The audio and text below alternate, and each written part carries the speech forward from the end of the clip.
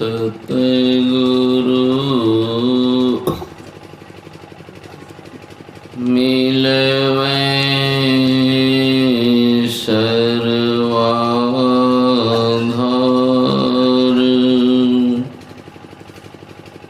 मंगलमय मंगल करिनो बिनवो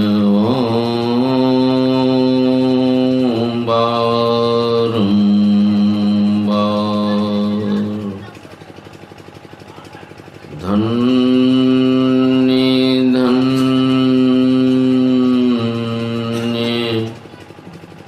सद्गुरु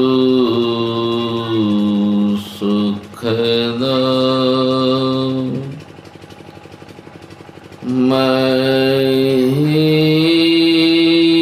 महिमा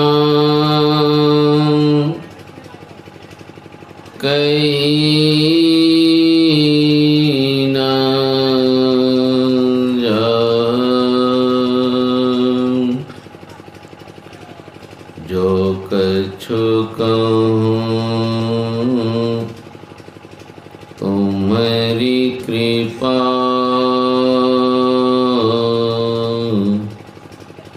मोते कछु न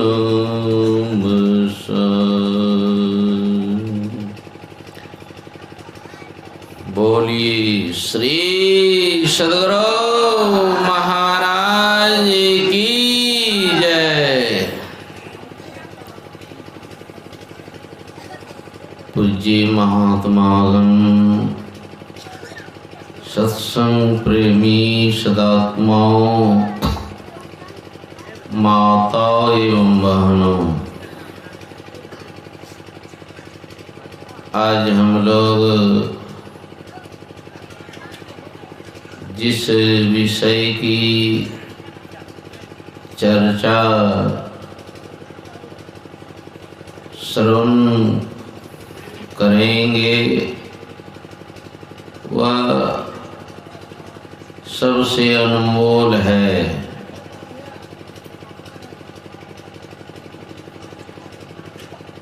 गुरु जीवन का आधार है।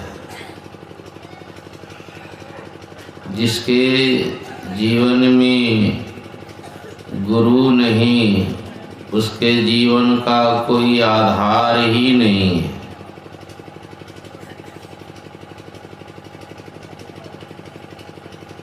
हर एक मनुष्य को गुरु चाहिए, गुरु में प्रेम चाहिए।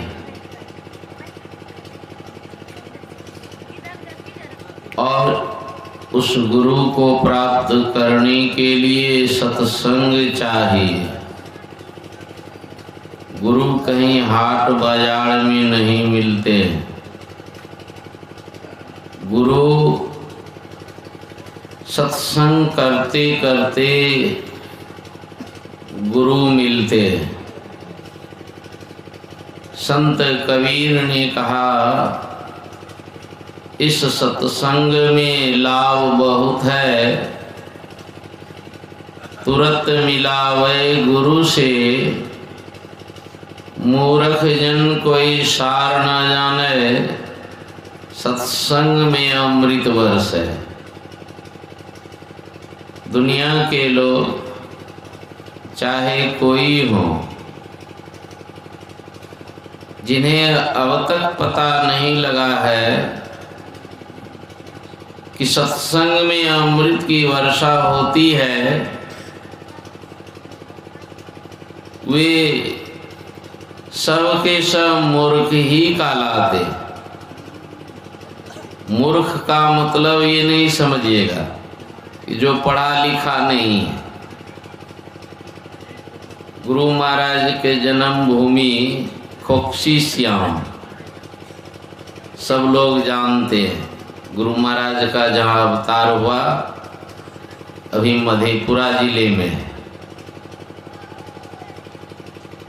वहाँ संत शिशु सूर्य जी रहते थे। वो पढ़े लिखे नहीं थे, स्कूल में नहीं गए थे, लेकिन गुरु में बड़ा अटूट विश्वास था।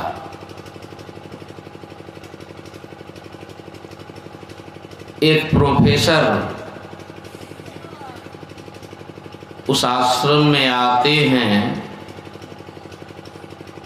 और किसी व्यक्ति को दिखाकर कहते हैं कि बाबा ये मूर्ख है, मूर्ख। प्रोफेसर था, किसी व्यक्ति को कह दिया कि ये मूर्ख है, मूर्ख। और वो संत शिशु जी महाराज बड़ा जोर से डांटे, आके प्रोफेसर ऐसे बोलते, बड़ा निर्भीक महात्मा।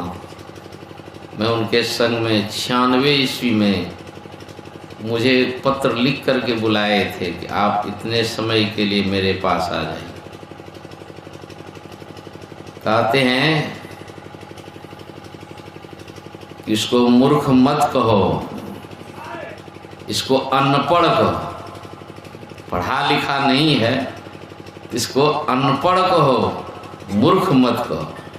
ये प्रोफेसर साहब ही हम सुनाया संस्मरण। उनको आश्चर्य लगा, ये इनको जो है कितना पकड़ की बात है, ये पढ़े लिखे तो नहीं है लेकिन मुझे डांट दिया।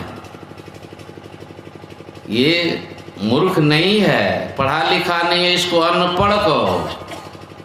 मूर्ख कौन है? पढ़ा लिखा व्यक्ति भी मूर्ख होता है। संत कबीर साहब पढ़े लिखे नहीं थे, उन्हीं की वाणी है कि मूर्ख जन कोई सार न जाने, सत्संग में अमृत बरसे। कबीर कहते हैं कि सत्संग में अमृत की वर्षा होती है, लेकिन मूर्खों को पता नहीं है। तो आप कहेंगे कि सबसे बड़ा मूर्ख तो कबीर ही था। मसी कागज छुइयो नहीं, गइयो नहीं कलम हाथ। जीवन भर में उन्होंने कागज कलम को छुआ भी नहीं था, तो सबसे बड़े मूर्ख यही है। लेकिन नहीं, पोथी पढ़ी पढ़ी जगमुआ, पंडित भया ना को, 2.5 अक्षर प्रेम का पढ़े सो पंडित। पढ़े लिखे हैं ठीक है, लेकिन प्रेम चाहिए, प्रेम नहीं है वो सब के सब मूर्ख हैं। प्रेम बिना जो भक्ति है सो निजलिम विचार, उद्र भरण के कारणे जन्म गमायो सार। प्रेम नहीं है तो आपका जीवन कुछ नहीं है। जिनकी लगन गुरु सो नाही, ते नर खर कुकर सम, वृथा जन्म गमाई। उनका जीवन मनुष्य का जीवन नहीं है। जिनको गुरु में प्रेम नहीं है तो कहते हैं उनका जीवन। ते नर खर, खर कहते हैं गधा को, कुकर कहते हैं कुत्ता को, है मनुष्य लेकिन उनका जीवन जो है उसी तरह बर्बाद हो रहा है जिस तरह की गधे और कुत्ते का जीवन है। क्या ठक ठक करते हैं?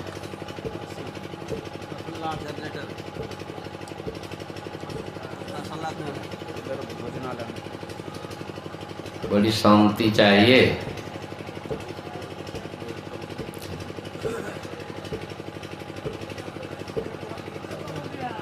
तो गुरु सत्संग में मिलते हैं,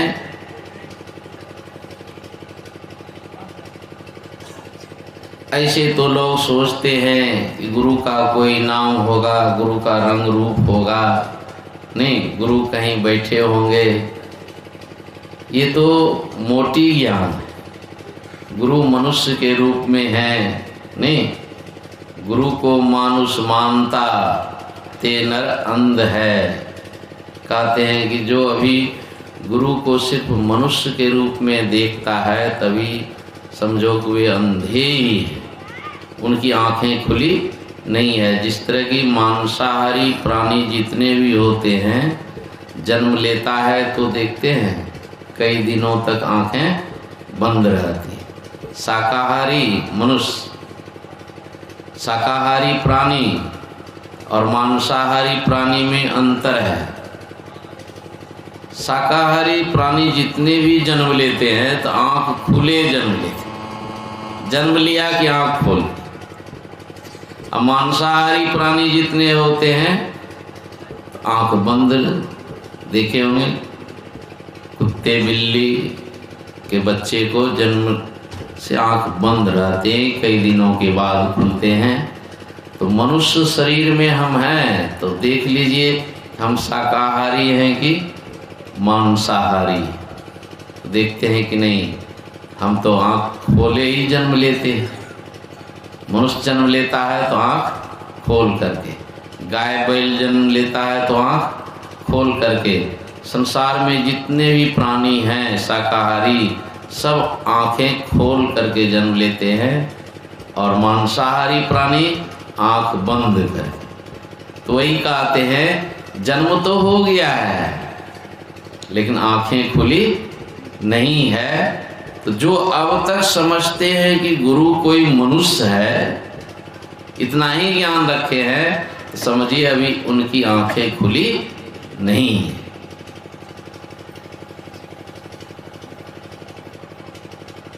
गुरु महाराज कहते हैं कि गुरु की नित्य कर पूजा, जगत इन सम नहीं दूजा, मिही को आन नहीं सूझा, फकत गुरु ही आधारा है।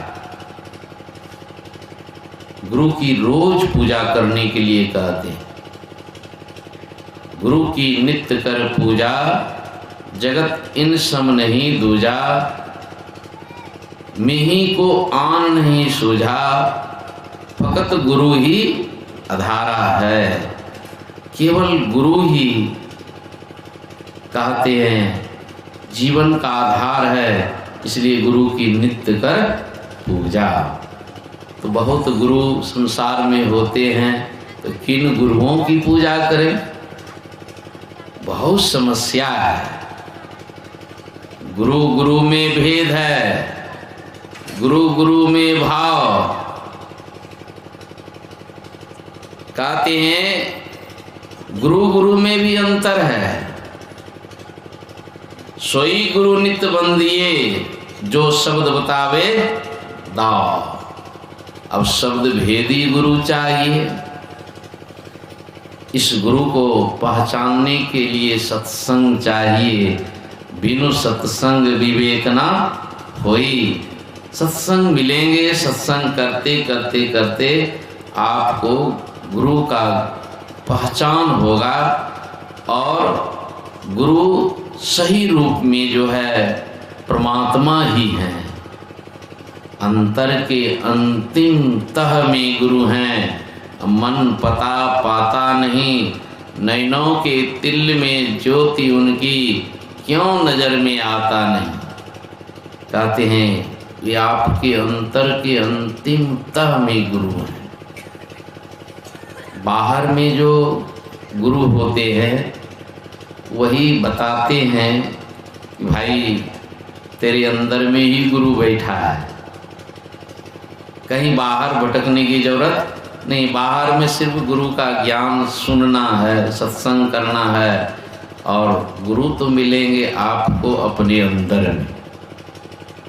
इस अंतर में जो यात्रा करने के लिए सीख गए हैं, यही सीखना हर एक मनुष्य के लिए जरूरी है।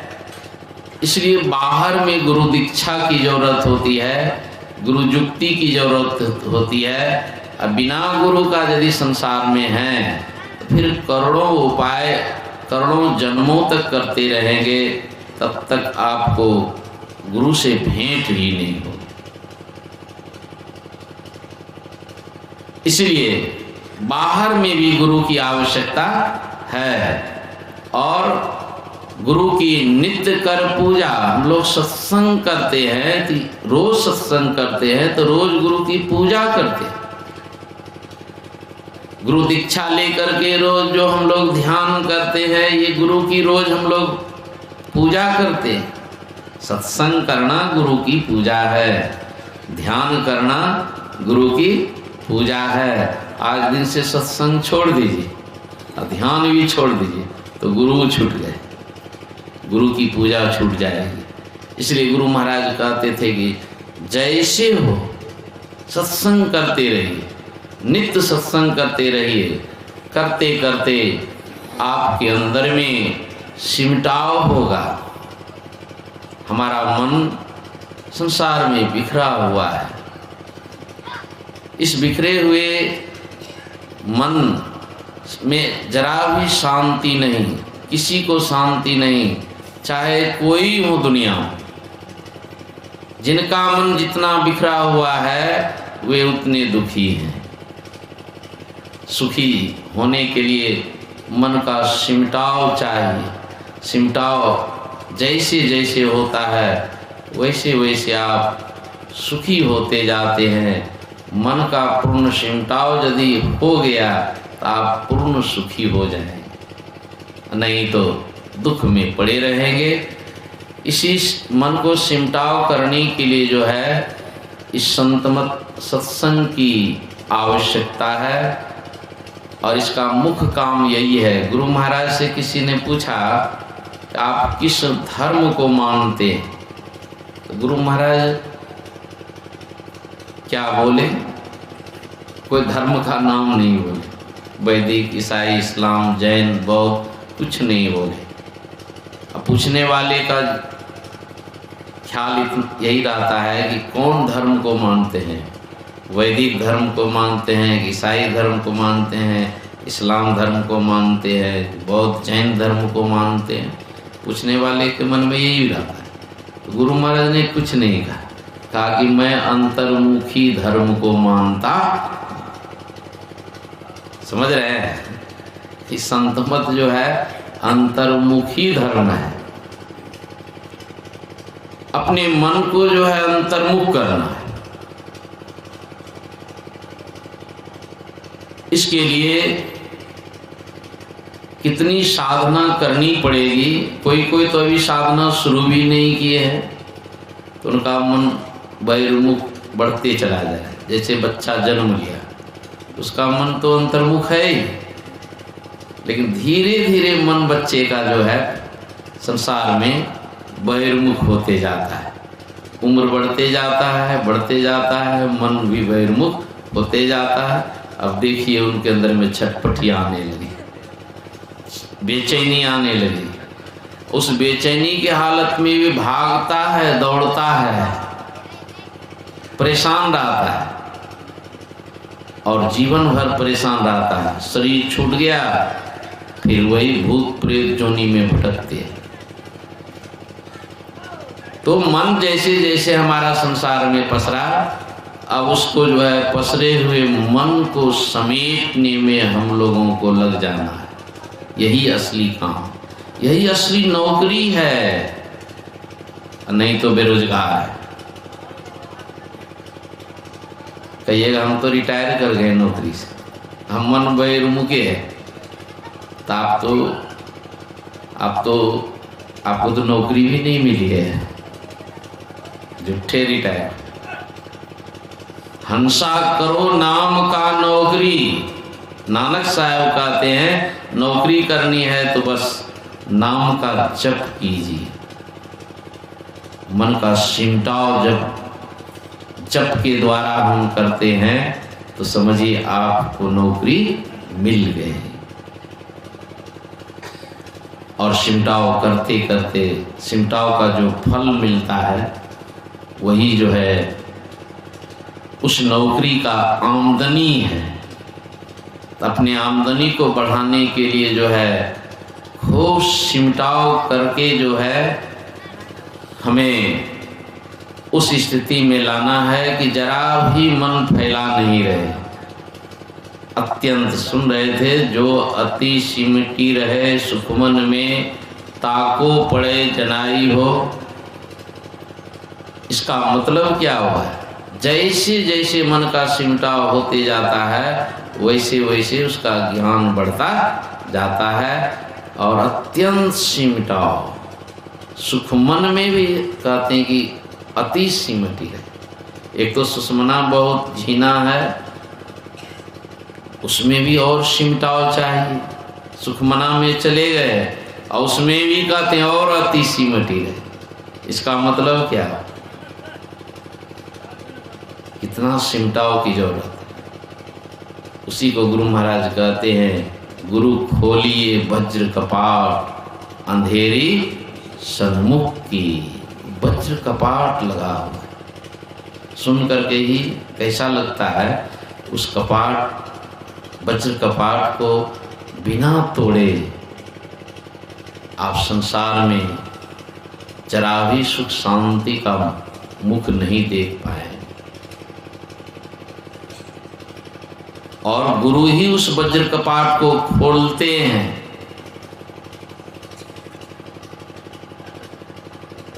सुखमना नाड़ी के अंदर में भी 2 नाड़ियां हैं। उसी से गुरु महाराज ने पदावली में उसका वज्र, एक नाड़ी का नाम है वज्रा, एक नाड़ी का नाम है चित्रा।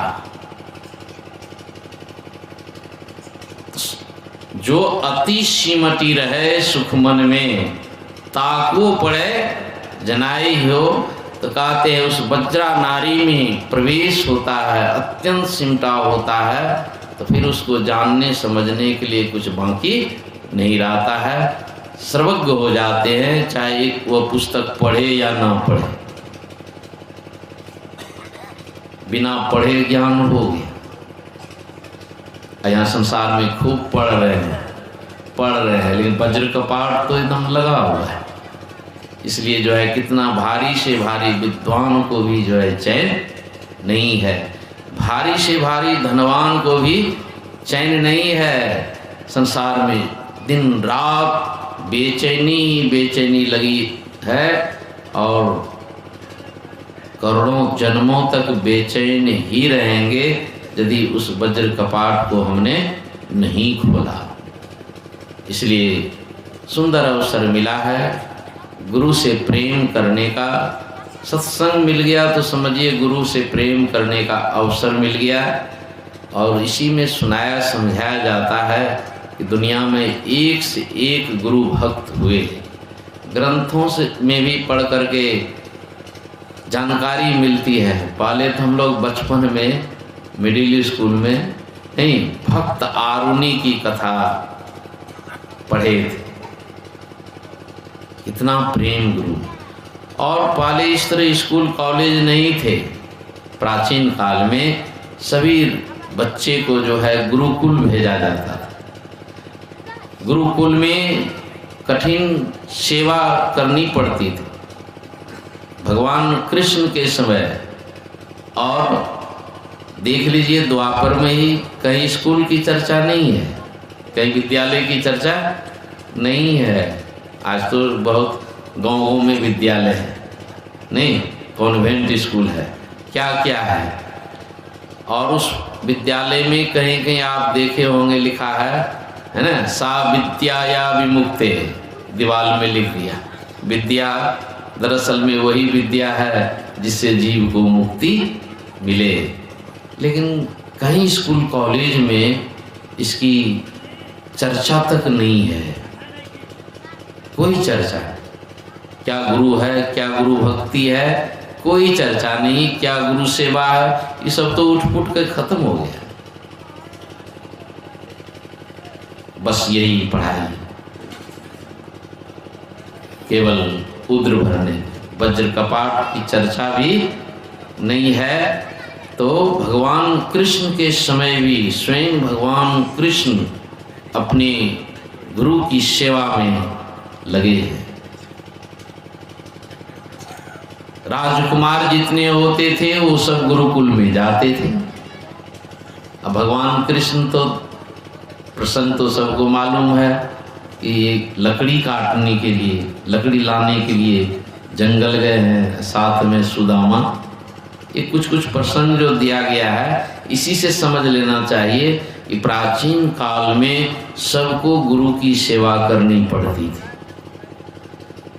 भगवान कृष्ण भी गुरु सेवा में एक दिन जो है जंगल जाते हैं लकड़ी लाने के लिए, साथ में सुदामा भी जाता है। सुदामा उम्र में बड़ा था, होशियार था। कहा कन्हैया तुम चढ़ो ऊपर पेड़ पर, तुम लकड़ी जो है सूखी सूखी लकड़ी है ना गिराना, अब मैं चुन चुन करके रखूं। आराम वाला काम लिया सुदामा, लिया ना। अरे वो बड़ा था तो उसको चढ़ना चाहिए। कहता कन्हैया तुम नीचे रहो, छोटा है, मैं जो है लकड़ी गिराऊंगा। लेकिन नहीं, चालाक भक्त भी होते हैं। तो सुदामा बड़ा चालाक था, कन्हैया को चढ़ा दिया ऊपर, लकड़ी काट करके गिराओ, हम चुन चुन करके रखेंगे। कन्हैया तो कन्हैया चढ़ गया ऊपर और लकड़ी तोड़ तोड़ करके गिरा रहा है, ये चुन रहा है।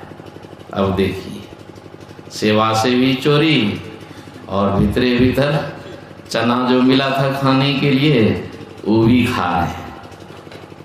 कन्हैया तो सब कुछ जान रहे हैं, फिर भी पूछते हैं कि सुदामा क्या खा रहे हो? कट कट कट झूठ भी बोल दिया। बोला कि नहीं, देखते नहीं हो ठंड का समय है, ठंड के कारण मेरे दांत कटकटा रहे, मैं कुछ खा नहीं रहा। अब देखिए ये भी गुरु सेवा है। क्या हो गया सुदामा? मित्र से कपट नहीं, गुरु से कपट, मित्र से चोरी की, निर्धन की होई कोढ़ी। उसी कारण से जो है कहते हैं उस गुरु भक्त को महा दरिद्र का जीवन देखना पड़ा। इसलिए कहते हैं गुरु भक्ति में, गुरु सेवा में सबको बढ़ चढ़ करके रहना चाहिए, पीछे नहीं। ज्यादा पीछे हटेंगे तो दुख भोगना पड़ेगा। गुरु सीढ़ी ते उतरे शब्द बिहू ना हो, ताको काल घसीटिए राख सके नहीं। फिर तो काल घसीटेगा। अभी घसीटे जा रहे हैं। चलती चक्की देखकर दिया कबीरा रो, दो पाटन के बीच साबित बचाना को नहीं। ये सब जो है हाई स्कूल में जो है कबीर की वाणी है ना, आप लोग भी पढ़े होंगे, अभी तक है कि कबीर की वाणी, तुलसी की वाणी, मीरा की वाणी, सूरदास जी की वाणी स्कूल कॉलेज में लोग दिए, अब भी दिए। लेकिन अब तो पढ़ते नहीं हैं, केवल पास करने के लिए पढ़ते हैं, समझने बुझने के लिए नहीं पढ़ते। दो पाटन के बीच साबित बचाना को साबित कहते हैं। जैसे कि कोई अन्न है, चना है, गेहूँ है, जैसे जाता में दिए, चक्की में दिए तो सब पीसे जाते हैं कि नहीं। और उन्हीं का पुत्र था कमाल। चलती चक्की देखकर दिया कमाल ठठाए, किला सहारे जो लाग रहे ताको काल ना खाए। वो जाता में कील होता है, कील में जरा सट करके चना गेहूँ रह जाए ने तो बच जाता है। तो वही सत्संग में जो सट करके रहते हैं, गुरु में जो सट करके रहते हैं, वो संसार में पिसाते नहीं। तो कोई उपाय नहीं है, सबको पिसाना ही होगा, कोई बच ही नहीं सकते। चढ़े तो चाखे प्रेम रस, गिरे तो चखना चूर। बचपन में हम लोग इसका अर्थ लगाते थे कि कोई बड़ा पेड़ होगा, उस पर चढ़ जाएगा तो उसको जो है फल मिल जाएगा खाने के लिए, और कहीं गिरा तो चखना चूर। मिडिल स्कूल में जो है एक विद्यार्थी भाग गया, ताड़ के गाछ पर चढ़ा, क्या हुआ नहीं हुआ ऊपर से गिर, दोनों पैर विद्यार्थी का नहीं हो हल्ला। तो हम लोग सोचते थे वो बढ़िया से चढ़ जाता तो ताड़ खा लेता बढ़िया, चूक गया तो गिरा तो दोनों टंग। लेकिन इसका अर्थ तो बड़ा गंभीर है। तो चढ़े तो चाखे प्रेम रस, गिरे तो चखना चूर। यही हो रहा है, चढ़ रहे हैं नहीं तो गिर रहे हैं। आपसे पाप हो रहा है या पुण्य हो रहा है, एक क्षण कोई बैठा नहीं है। आपकी गिरावट हो रही है या आपकी चढ़ाई हो रही है, आप पाप कर रहे हैं या पुण्य कर रहे हैं, बिना कर्म किए कोई रहता नहीं। प्रत्येक क्षण पाप या पुण्य होते रहता है। पुण्य में लग करके हैं तो पाप से बच करके, सत्संग में लग करके हैं तो चढ़ रहे हैं, सत्संग को छोड़ दीजिए तो गिर रहे हैं। तो चढ़े तो चाखे प्रेम रस, गिरे तो चखना चूर। प्रेम रस, हरि रस, हम लोग मनुष्य शरीर में आए हैं, चढ़ाई करते करते करते करते एकदम चढ़ाई पर आ गए हैं। 84 लाख जूनी में जन्मते मरते जन्मते मरते जन्मते मरते जो है मनुष्य शरीर में आ गए हैं, मानो एकदम फुनगी पर चढ़ गए। थोड़ी सी चढ़ाई बाकी है। मनुष्य शरीर मिल गया, देव दुर्लभ शरीर मिल गया, अब थोड़ी सी चढ़ाई बाकी है। चढ़े तो चाखे प्रेम रस, यदि चढ़ाई नहीं कर पाए, चूक गए तो गिरे तो चखना चूर। 184 भरमी के पाँव पे अटके आए, अब की पासा ना पड़ा तो फिर 84 लाख जोनी में जन्मते मरते एकदम आ गए मनुष्य शरीर में। इस शरीर में आकर के यदि चढ़ाई नहीं किए तो फिर तो अब की पासा ना पड़ा तो फिर 84, इससे बढ़कर के चकनाचूर दुनिया में और क्या होगा। तो संत लोग आते हैं, सदगुरु आते हैं, दुनिया के लोगों को सुनाते हैं, समझाते हैं, ताकि गुरु में प्रेम हो। जिनकी लगन गुरु सो नाही, ते नर खर कुकर्षम बिरथा जन्म। अमृत छाणी विषय रस पीवै, धृग धृग तिनके ताई, जिनकी लगन गुरु सो नाही। संसार में हम लोग अपने मन को विषय में लगा दिए हैं, मानो अमृत को छोड़ करके विष पी रहे। राम जी ने क्या कहा, नर तन पाए विषय मन देही, पलटी सुधाते सट विष लेही। मनुष्य शरीर में आकर के अपने मन को कहाँ लगाए हैं, देख लीजिए, जांच लीजिए। आपका मन यदि संसार में लगा हुआ है, आपका मन विषय में लगा हुआ है, तो समझिए कि बड़ी क्षति हो रही है। नहीं, पलटी सुधा, सुधा कहते हैं अमृत को, वो अमृत से बदल करके विष ले रहे। इतना हानि यदि किसी को हो जाए फिर उसको चैन मिलेगा? यही संसार में बेचैनी का कारण है कि मनुष्य शरीर में आकर के हम अपने मन को विषयों में लगा करके हैं। इसका मतलब है कि अपने मन को जो है विषय से हटाना है। मन को विषय से जो हटाते हटाते बिल्कुल हटा देते हैं, जरा भी मन में विषय नहीं है तो वही तो अमृत है।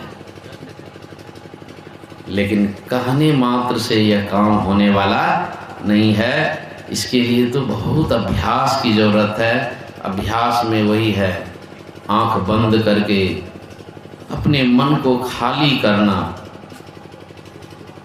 ध्यान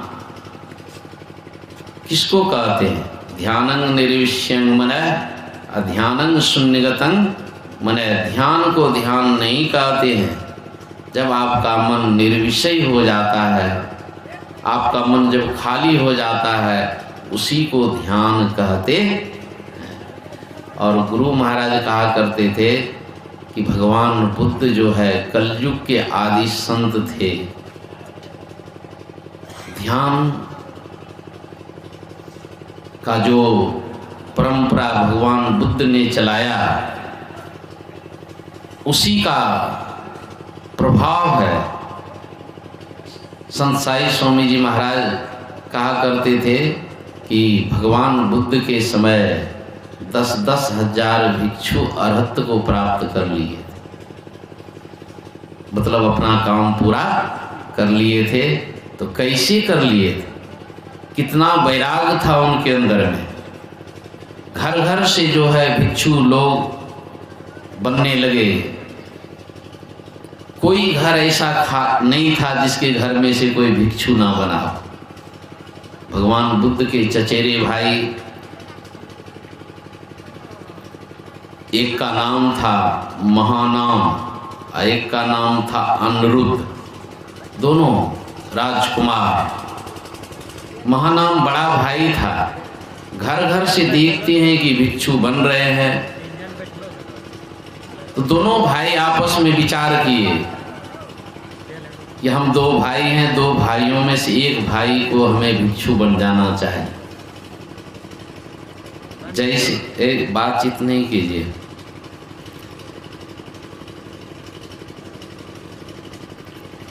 महानाम कहा कि 2 भाइयों में से एक भाई भिक्षु बन जाना चाहिए। तो अनिरुद्ध राजकुमार छोटा भाई था, कहा कि मैं तो भिक्षु नहीं बनूंगा।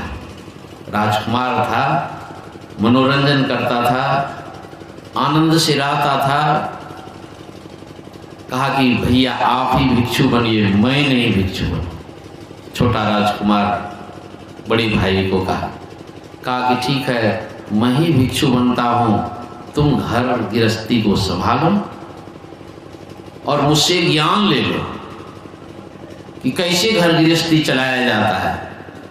महानाम बड़ा भाई था, अपने छोटे भाई को घर गृहस्थी की बात को समझाने लगे कि कैसे घर गृहस्थी चलाया जाता है।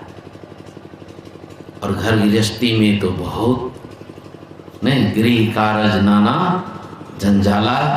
जब सुनाने लगा सारी घर गृहस्थी की बात को, तो अनिरुद्ध के अंदर में वैराग्य हो गया। कहा कि भैया मुझसे घर गृहस्थी नहीं चलेगा, मैं ही भिक्षु बनूंगा, आप घर गृहस्थी चलाइए।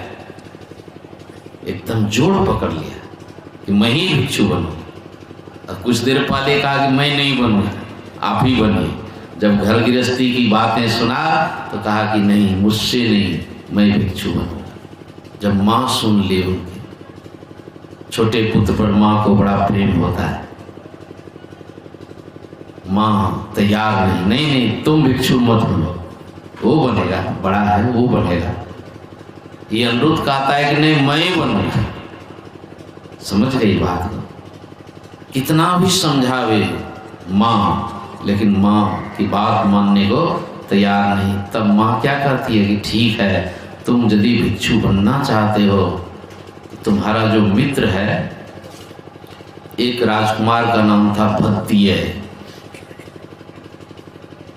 उसी भद्दिय राजकुमार का नाम लेकर के कहा कि ठीक है पुत्र, तुम यदि भिक्षु बनना चाहते हो तो दोनों साथ ही बनना, दोनों मित्र है ना, दोनों साथ ही बनना। अब अनिरुद्ध सोचने लगा और भद्दिय राजकुमार के पास, मित्र के पास जाते हैं और कहते हैं कि भद्दिय, अब तो मेरा जीवन तुम्हारे हाथ में है। कहा क्या होगा? तो मैं भिक्षु बनना चाह रहा हूँ, लेकिन माँ तो कह रही है कि दोनों मित्र हो, दोनों एक साथ ही भिक्षु बनना।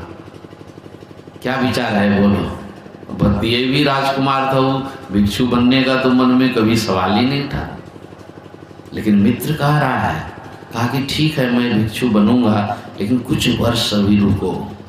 कुछ वर्ष के बाद, लोग नहीं कहते हैं कुछ वर्ष के बाद मैं भी जो है एकदम भगवान के भजन करने में एकदम लग जाए। अनिरुद्ध कहता है कि नहीं, कुछ वर्ष नहीं, जल्दी भिक्षु बनो। काल करो सो आज कर, आज करो सो अब, पल में प्रलय होएगा, बहुरी करोगे। ये कराए जल्दी। अच्छा ठीक है, कम से कम 1 वर्ष तो रुको, 1 वर्ष राजमहल में रह करके उसके बाद फिर हम लोग भिक्षु बन जाएंगे। अनिरुद्ध कहता है कि नहीं, 1 वर्ष तो बहुत है। जल्दी करो। कहा अच्छा ठीक है, 6 महीना राजमहल में रहो, उसके बाद दोनों भिक्षु बन जाए। कहा नहीं 6 महीना बहुत है। फिर घटाया 4 महीना, 3 महीना, 2 महीना, 1 महीना पर है कि 1 महीना रहो राजमहल में, फिर भिक्षु बन जाए। कहा कि नहीं 1 महीना में बहुत है, जल्दी करो। फिर 15 दिन आया, फिर 6 दिन आया, 6 दिन पर एकदम बिल्कुल फाइनल। 6 दिन के बाद हम दोनों बुद्ध के शरण में चले जाएंगे, भिक्षु बन जाएंगे। ये बातें फैल गई नगर में। उसी समय उनके एक चचेरे भाई थे आनंद, जो प्रधान सेवक बना। फुफेरे भाई थे देवदत्त। देखिए सुन करके वो भिक्षु बन रहा है तो हम भी भिक्षु बने। एक राजकुमार का नाम था किम्बिल, एक राजकुमार का नाम था भिग्गू। 6 राजकुमार जो है तैयार हो गए भिक्षु बनने के लिए। और 6ठे दिन जैसे हुआ 6 राजकुमार राजमहल छोड़ करके जा रहे भिक्षु बुद्ध के शरण में। और एक उपाली नाम का नाई जाति का था नौकर, उनके संग हो, क्योंकि जहां भी राजकुमार जाता था साथ ही जाता था, तो उपाली भी साथ साथ जाने लगा। लेकिन उपाली को कुछ पता नहीं कि ये लोग कहाँ गए। जब नगर से जब निकल गए, सारे राजकुमार कहते हैं कि उपाली को अब लौटा देना चाहिए। हम लोग तो बुद्ध के शरण में जा रहे हैं, भिक्षु बनने के लिए जा रहे हैं, उपाली को लौटा देना चाहिए। कहा उपाली तुम अब लौट जाओ, हम लोग भिक्षु बनने के लिए भगवान बुद्ध के पास जा रहे हैं, तुम अब लौट जाओ, तुम गरीब हो। सारे राजकुमार जो है अपनी कीमती पोशाक को उतारा, जिसमें हीरे जवाहरात सोने जड़ित थे। उस 6 राजकुमार ने कीमती पोशाक को उतार करके कहा कि ले लो, इसको बेच करके तुम अमीर हो जाना। और 6 राजकुमार कदम बढ़ाए भगवान बुद्ध के तरफ। और उपाली कभी उस वस्त्र को देखता है, कभी भिक्षु को देखता है, राजकुमार को देखता है। क्या करें, वस्त्र लेकर के बेच करके अमीर बन जाएं कि बुद्ध के शरण में जाएं। उधेड़ बुद्ध में उधेड़। अंत में उपाली के अंदर में भी वैराग आ गया। राजकुमार बुद्ध के शरण में जा रहे हैं, भिक्षु बनने के लिए जा रहे हैं। इसका मतलब है कि राजमहलों से विशेष सुख है वहां, राजमहलों से विशेष सुख है। तब तो राजकुमार ये भिक्षु बनने के लिए जा रहे हैं, राजमहलों के सुख को छोड़ करके, और इस कीमती वस्त्र को मल मूत्र के समान त्याग दिया इन्होंने, उलट करके देखा भी नहीं। ये सब बात उपाली के मन में घूमने लगा। होते होते उपाली को भी वैराग हो जाता है, और उस वहाँ पर लिख देते हैं उस समय पाली भाषा में भोजपत्र पर कि इस संपत्ति का कोई अधिकारी नहीं है, जो लेना चाहो ले लो, कह करके उपाली तो तेज चाल से चलता था ना, राजकुमार अपना राजशाही चाल से चलता था। तो भगवान बुद्ध के पहले जो है उपाली पहुंच गए, बुद्ध के चरण में जाके बैठा। राजकुमार पीछे से जा रहा है, देखता है कि उपाली यहाँ आ गया, इसको भी वैराग हो गया। भगवान से कहते हैं कि भगवान आपके चरणों में उपाली पहले आया है, इसलिए इसको पहले भिक्षु बनाइए, बाद में हम लोग बने। भगवान कहते हैं ऐसा क्यों कहते हो? कहा कि ये मेरा नौकर है, यदि भिक्षु बनेगा फिर भी हमारे मन में ख्याल लेगा कि ये मेरा नौकर है, इसलिए आप इन्हें पहले भिक्षु बना रहे हैं। क्योंकि बुद्ध धर्म में ये नियम था, जो पहले भिक्षु बन गया, एक दिन भी पहले, 1 घंटा भी पहले, वो श्रेष्ठ होता है। कहा कि भगवान पहले इसको भिक्षु बनाइए, ये हमसे श्रेष्ठ होगा, मैं उनको प्रणाम करूंगा। देखिए, मैं उनको प्रणाम करूंगा, हमारे अंदर में कोई अहंकार नहीं रहेंगे। भगवान बुद्ध बड़े प्रसन्न हो नहीं होना, कहते हैं होनार बिरवान के होत चिकने बात। अभी भिक्षु बना भी नहीं है, इतना सुंदर भाव है कि मैं अपने नौकर को प्रणाम करूंगा, मेरे अंदर में कोई अहंकार नहीं रहेंगे। इसलिए उपाली को पहले भिक्षु बनाया गया, फिर 6 राजकुमार भिक्षु बनते हैं, और उसमें से 6 राजकुमार में से आनंद को तो देख ही रहे, उनके जैसा उनके जोड़ का कोई सेवक उत्पन्न नहीं हुआ।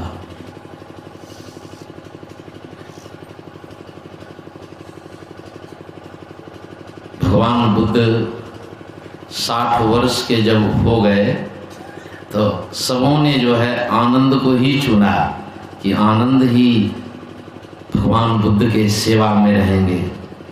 सबों ने चुना। आनंद कहता है कि भगवान की सेवा में तो मैं रहूंगा, लेकिन कुछ शर्त है। देखिए सेवक का क्या शर्त है। कहा क्या शर्त है?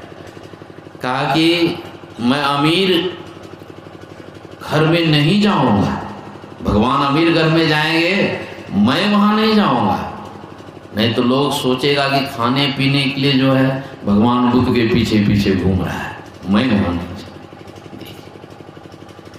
दूसरा शर्त कहते हैं कि मेरे अनुपस्थिति में भगवान कहीं उपदेश करेंगे तो भगवान को मुझे दोबारा सुनाना पड़ेगा। मतलब मैं जहां नहीं रहूंगा, भगवान कहीं प्रवचन किए, उपदेश किए, तो भगवान को मुझे फिर से दोबारा सुनाना पड़ेगा दूसरा उपदेश। फिर कहते हैं कि मैं भगवान के सेवा में रहूंगा तो मुझे बहुत सम्मान लोग देंगे। नहीं, भगवान का सेवक है, बहुत सम्मान देंगे, बहुत दक्षिणा देंगे। उस दक्षिणा और सम्मान को मैं तत्क्षण भिक्षुओं में वितरण करूंगा, संग्रह नहीं करूंगा। देखिए आनंद। और अनिरुद्ध जो था, सारे भिक्षुओं में सबसे विशेष सूक्ष्म दृष्टि रखने वाले अनिरुद्ध हुए। और उपाली जो था, है ना, उपाली त्रिपिटक ग्रंथ जो बना है भगवान बुद्ध का, धम्मपिटक, सुत्तपिटक, और जो भी नीतियां थी, है ना, सारे उपाली के द्वारा ही जो है सारी भगवान बुद्ध के नीति जितने भी थे उपाली को ही ज्ञान था। धम्मपिटक, सुत्तपिटक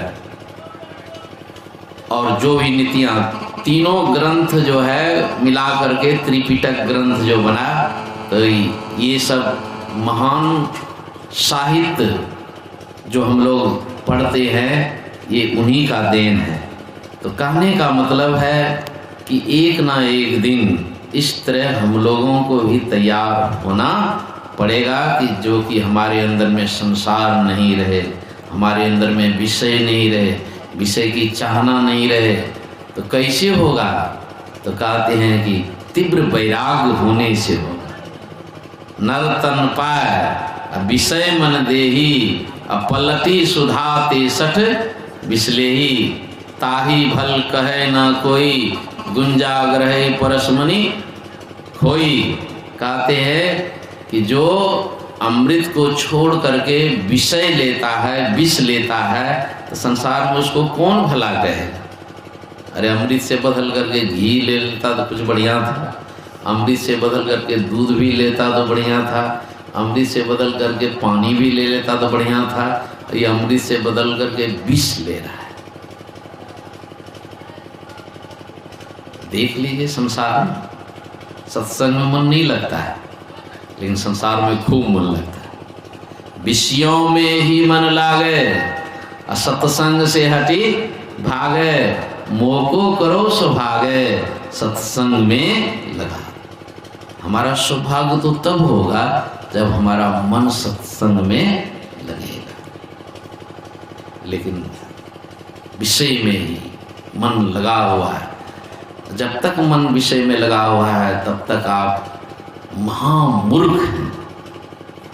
नर्तन पाए विषय मन देही, अपलती सुधा ते सठ बिसलेही। ये तो गुरु महाराज की कृपा है, सत्संग का प्रचार हो रहा है तो थोड़ा थोड़ा संसार से मन हट रहा है। लोग मन को हटा हटा करके सत्संग में लगा रहे हैं।